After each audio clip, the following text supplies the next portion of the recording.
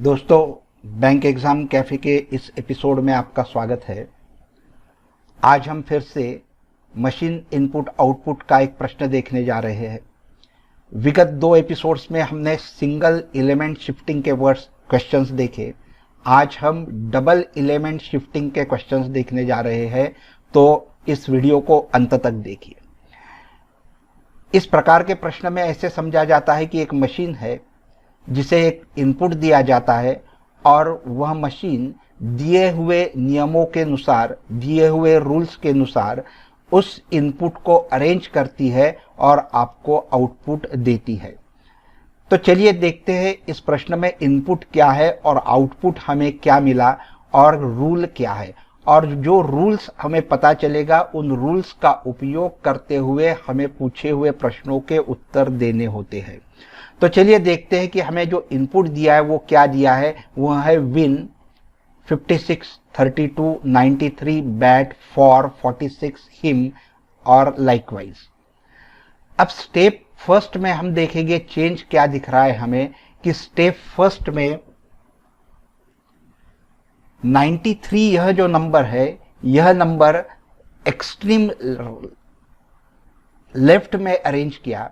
93 यहां पर है, उसे एक्सट्रीम लेफ्ट में लाकर अरेंज किया गया है। और उसी तरह से विन यह वर्ड जो है वह एक्सट्रीम राइट में ले जाके उसे अरेंज किया गया है। यानी 93 और विन ये दो एलिमेंट एक साथ एक ही स्टेप में अरेंज किए हैं। तो यहां से हमें पता चलता है कि इस क्वेश्चन में दो दो elements at a time arrange किए जा रहे हैं। अब हमारा 93 अरेंज हो गया, विन अरेंज हो गया। उसके बाद अगली स्टेप नंबर 2। अब स्टेप नंबर 2 में हमें क्या पता चलता है कि 11 को, इस नंबर को, यानी यहां पर ये 11 नंबर को एक्सट्रीम लेफ्ट में अरेंज किया है। तो 11 को एक्सट्रीम लेफ्ट में अरेंज किया है और 93 फिर से वैसे ही के वैसे आया है। और इस साइड में हिम को वर्ड को अरेंज किया है, विन के बाद हिम को अरेंज किया है। अब यहां पर समझने की कोशिश कीजिए कि पहले सबसे बड़ा नंबर, ये जो इनपुट है उसमें से सबसे बड़ा वर्ड 93 अरेंज किया है। फिर जो नेक्स्ट स्टेप है उसमें क्या किया है, जो बचे हुए नंबर्स है वो है 56, 32, 46, 28 और 11। तो 11 सबसे छोटा नंबर है, तो उस छोटे नंबर को अरेंज किया। यानी सबसे पहले बड़े नंबर को अरेंज किया, फिर सबसे छोटे नंबर को अरेंज किया और राइट हैंड साइड में विन को अरेंज किया, उसके बाद में हिम को अरेंज किया। यानी विन यानी अल्फाबेटिकली अरेंजमेंट में सबसे आखिरी में आएगा उसे पहले अरेंज किया है, फिर उसके बाद में हिम आएगा उसे अरेंज किया है। अब चलिए देखते हैं स्टेप 3 की तरफ। स्टेप 3 में क्या है, अब स्टेप 3 में हम क्या करेंगे, जो बचे हुए नंबर है 1, 2, 3 और 4, इसमें से सबसे बड़ा नंबर यानी 56 उसको अरेंज करेंगे एक्सट्रीम लेफ्ट में। तो 56 को अरेंज कर दिया, 11 वैसे हो गया, 93 वैसे हो गया। अब जो वर्ड्स है, जो वर्ड्स बचे हैं वो बैट, फॉर, गिव, चांस।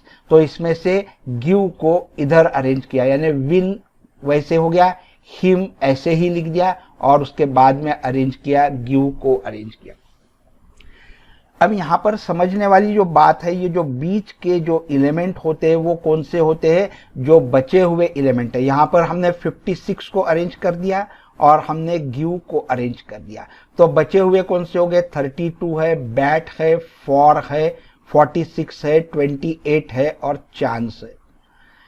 इनको जो बचे हुए एलिमेंट्स होते हैं उनको उसी सीक्वेंस में वैसे के वैसे लिखा जाता है। ये ध्यान में रखिए, ये बहुत इंपॉर्टेंट है।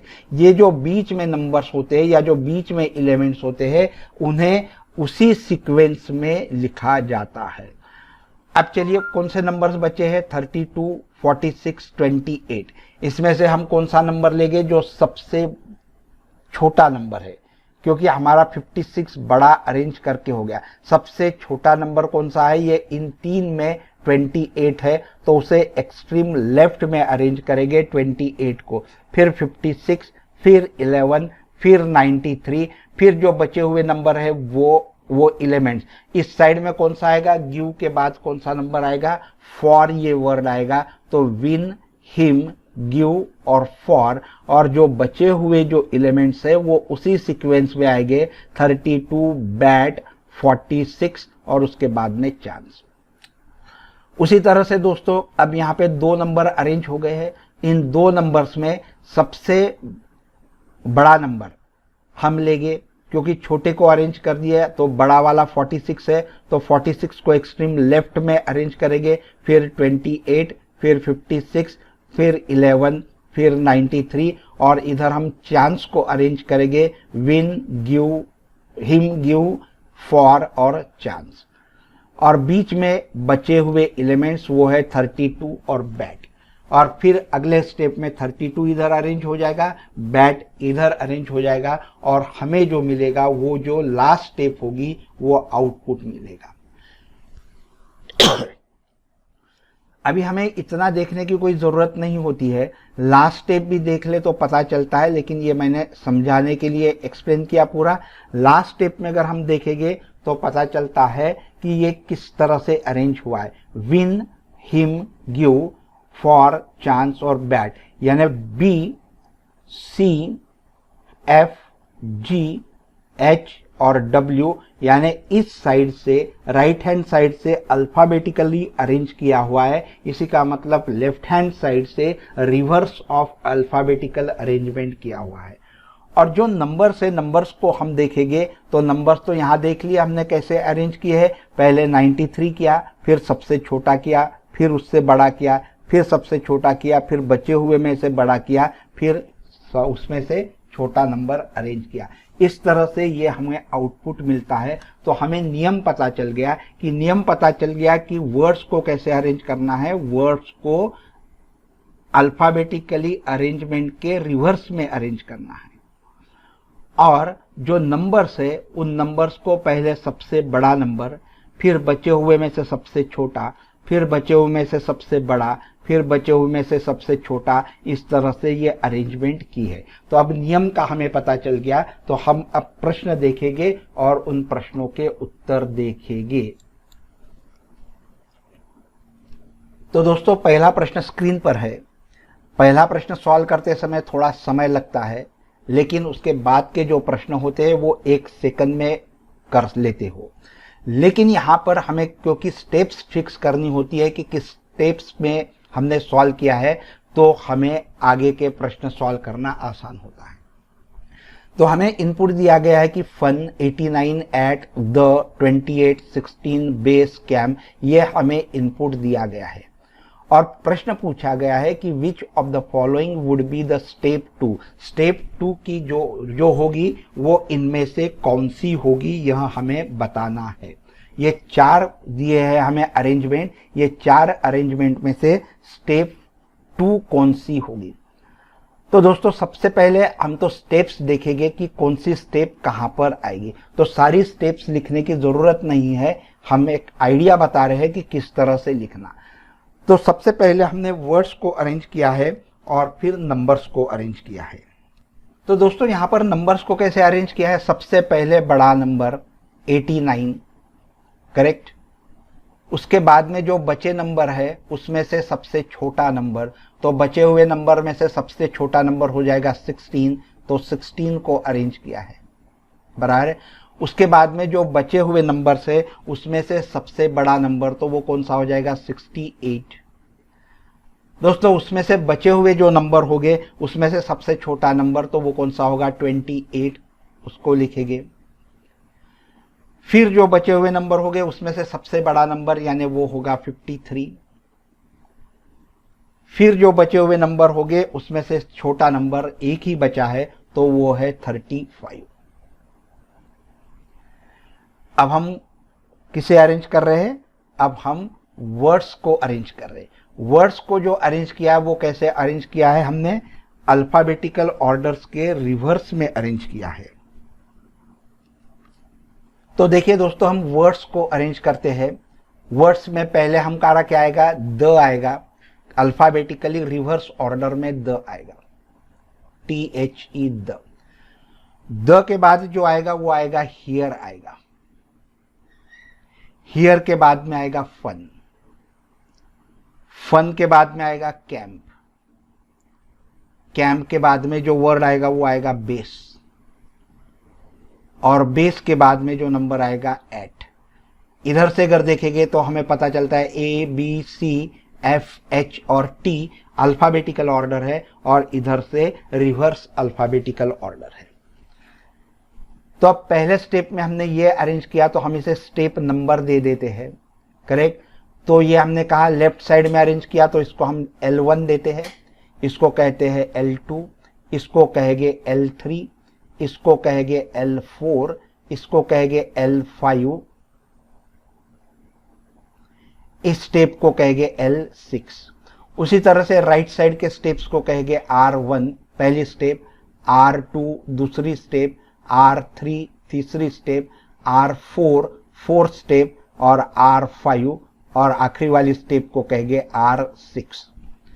अब एक बार यह डेटा हमने लिख लिया कि फिर हमें किसी भी प्रकार का प्रश्न 1 सेकंड में सॉल्व करने में कोई भी दिक्कत नहीं जाती है, यह सबसे इंपॉर्टेंट होता है। अब हमें पूछा गया है कि which of the following would be the step 2, second step कौन सी होगी। अब सेकंड स्टेप यहां तक आएगी हमारी, L2 और R2, करेक्ट, L2 और R2 यहां तक।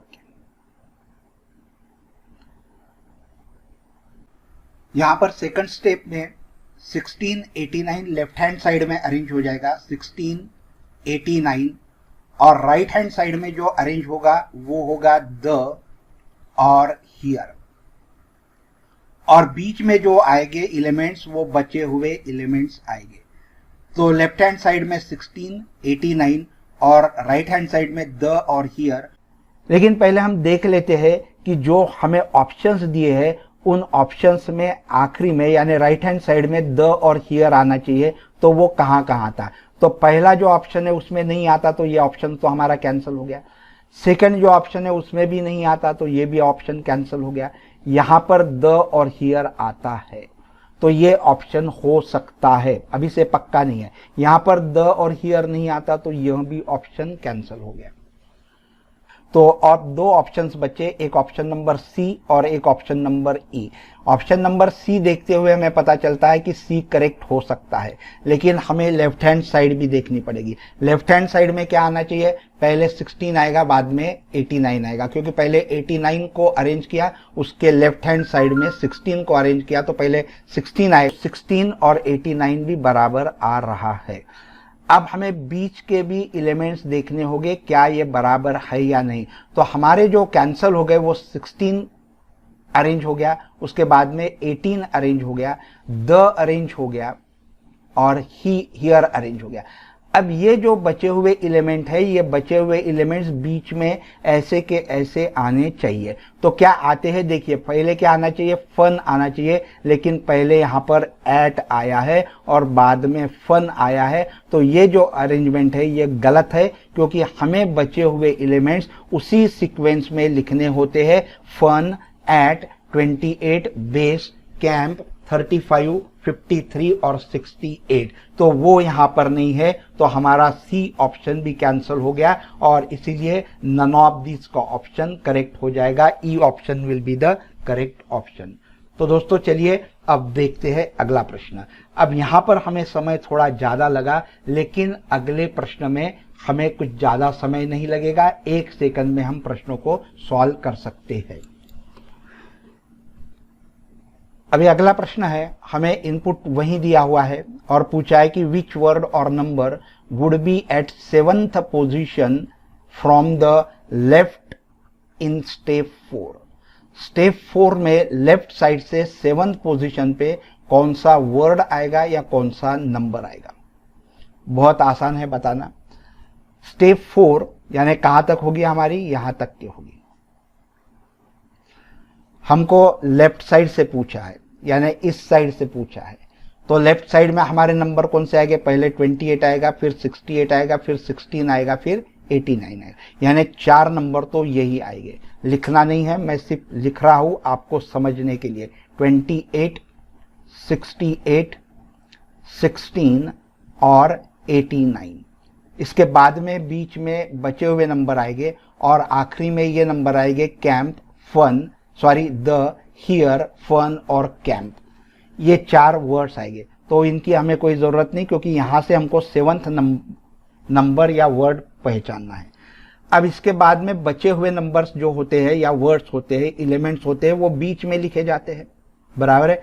तो हमने पहले ये कैंसिल कर देना है कि जो हमारे 4 स्टेप्स में जो एलिमेंट्स अरेंज हो गए, तो कौन कौन से हो गए, 89, 16, 68, 29, तो उसे पहले हम कैंसिल कर देंगे। 89, देन 16, देन 68, देन 28 कैंसिल हो गए। और वर्ड्स में कैंसिल करेंगे द, उसके बाद में हियर, उसके बाद में फन और उसके बाद में कैंप।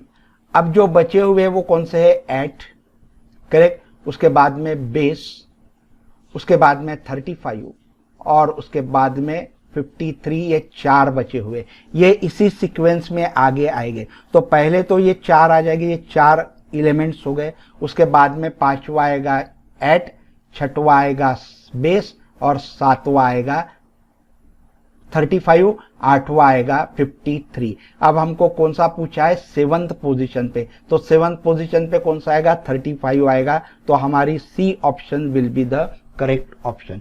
5th पूछते थे, 5th पोजीशन पे तो एट आता था, 6th पोजीशन पे पूछते तो बेस आता था और 8th पोजीशन पे पूछते तो एट 53 आता था। तो दोस्तों इस तरह से हम जब ये डेटा हमारा अरेंज हो जाता है उसके बाद हम सिर्फ 1 या 1.5 सेकंड में प्रश्न को सॉल्व कर सकते हैं। तो चलिए देखते हैं अब अगला प्रश्न क्या है। अगले प्रश्न में भी इनपुट वही दिया है और पूछा है कि which step number would be the following output. ये जो हमें एक आउटपुट दिया है ये कौन से नंबर का होगा, ये स्टेप 1 का होगा, स्टेप 2 का होगा या स्टेप 3 का होगा, ये हमको देखना है। तो पहले हम देख लेंगे कि क्या क्या अरेंज हुआ है। 53 अरेंज हुआ है, करेक्ट, 28 अरेंज हुआ है, 68 अरेंज हुआ है, 18 अरेंज हुआ है, 89 अरेंज हुआ है, यानी 53 से अरेंज हुआ है, यानी लेफ्ट साइड में 5 एलिमेंट अरेंज हुए हैं। तो हम कह सकते हैं कि 5 स्टेप्स को अरेंज किया है, यानी 5वीं स्टेप हो सकती है। लेकिन हमें राइट हैंड साइड भी देखनी होगी। राइट हैंड साइड में क्या है, द, हियर, फन, कैंप और बेस। तो द, हियर, फन, कैंप और बेस, ये 5 स्टेप राइट हैंड साइड की भी अरेंज हो चुकी है। लेकिन इस पे से हम ये नहीं कह सकते कि ये 5वीं स्टेप है, क्योंकि बीच में जो एलिमेंट्स है क्या वो एलिमेंट्स उसी सीक्वेंस में है जिस सीक्वेंस में बचे हुए हैं। तो ये सारे तो अरेंज हो गए, बचा है एट और बचा है हियर, करेक्ट। तो क्या इसी सीक्वेंस में है, पहले एट आएगा बाद में हियर आएगा, तो हाँ वो उसी सीक्वेंस में है। तो हमारा डी ऑप्शन यानी 5th step will be the correct answer हो जाएगा। तो ये कौन सी स्टेप है, ये 5th स्टेप है। और अगर इसे हम उल्टा लिखते थे 35 यहाँ पर और 8 यहाँ पर, तो ये 5th स्टेप नहीं होती थी, फिर हमारा आंसर होता था there will be no such step. तो दोस्तों किसी भी प्रश्न में इस प्रकार के 4 या 5 प्रश्न पूछे जाते हैं, लेकिन स्टेट बैंक ऑफ इंडिया के पीओ के 2013 एग्जाम में सिर्फ 3 प्रश्न पूछे गए थे। तीनों प्रश्न हमने देखे कैसे सॉल्व करना है। तो आशा करता हूं कि आपको यह वीडियो पसंद आई होगी। पसंद आई हो तो एक लाइक बटन क्लिक कर दीजिए और इस वीडियो को अपने दोस्तों के साथ शेयर कीजिए ताकि वे भी हमारे साथ जुड़ सकेंगे। और हाँ, अगर इस चैनल को अब तक अगर सब्सक्राइब नहीं किया हो तो सब्सक्राइब कीजिए और बेल आइकन को प्रेस कीजिए ताकि आने वाली वीडियोस की नोटिफिकेशन आपको मिलते रहेगी और आप किसी भी वीडियो से वंचित नहीं रहोगे। तो दोस्तों लाइक कीजिए, शेयर कीजिए और सब्सक्राइब कीजिए। Thank you very much for watching this video.